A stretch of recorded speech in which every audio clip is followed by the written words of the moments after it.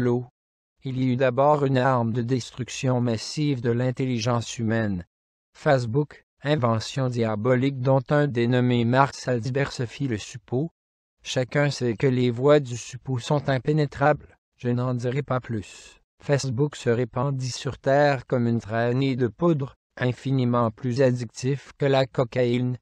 Bientôt la toile de la sinistre mégale de Babylone fut inondée de selfies, de niaiseries, de ragots, de théories complotistes et de photos de chatons, comme s'il en pleuvait.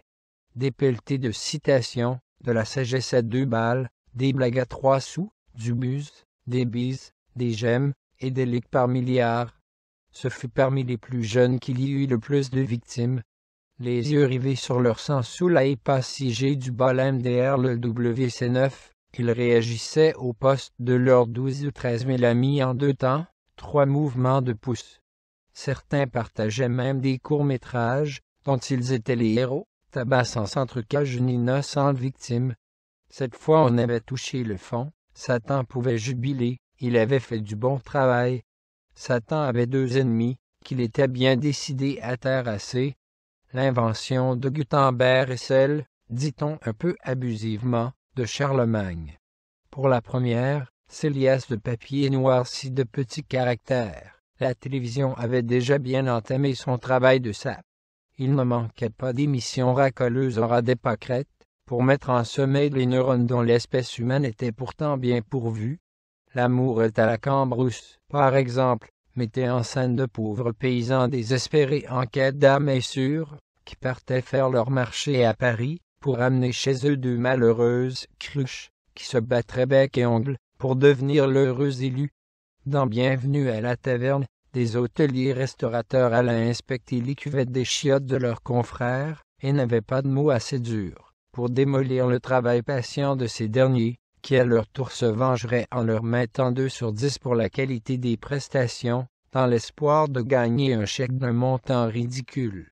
Il y avait aussi des animateurs qui, tels des archéologues, creusaient toujours plus profond, pour mettre à jour des trésors de bêtises humaines, dans le but de divertir leur fidèle public, qui avait bien le droit de se détendre un peu le soir dans les chaumières.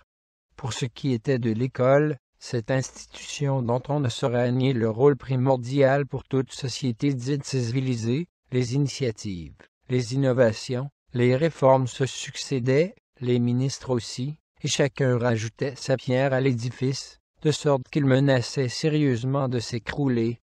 Des savants, très influents au ministère de l'Éducation, affirmaient sans rire que l'élève, au centre du système, construisait lui-même ses savoirs, que les connaissances étaient bien moins importantes que les compétences, qu'il valait mieux réformer l'orthographe que l'enseigner, que la grammaire était un fardeau inutile. Il fut ainsi décidé d'abolir le subjonctif pour que le français soit plus facile à acquérir, selon un de ces brillants scientifiques de l'éducation, qui avait par ailleurs rebaptisé le ballon référentiel bondissant, pour que les professeurs d'éducation physique aient eux aussi droit à leur jargon pédagogiste, et ne soient pas jaloux de leurs collègues.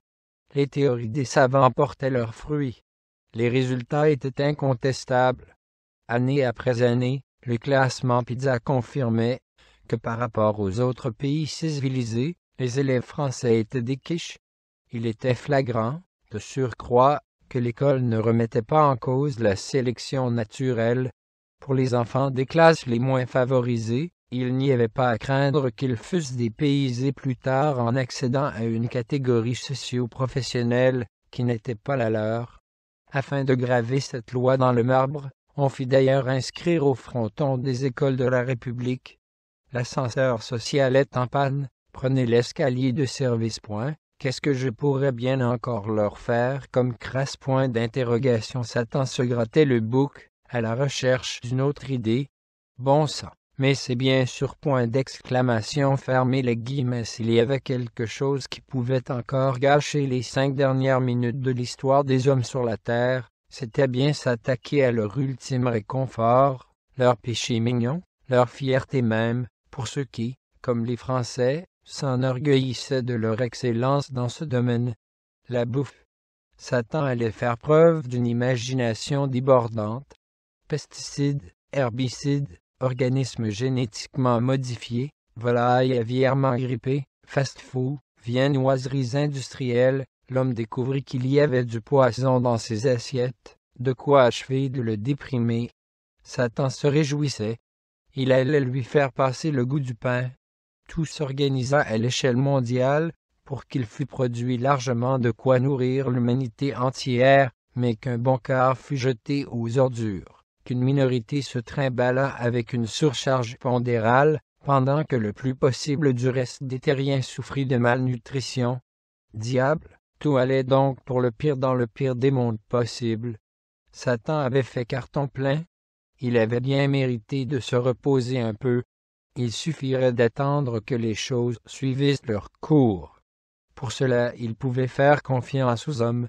Lorsqu'ils se rendraient compte qu'ils avaient sabordé leur planète, il serait trop tard. Bien fait pour eux.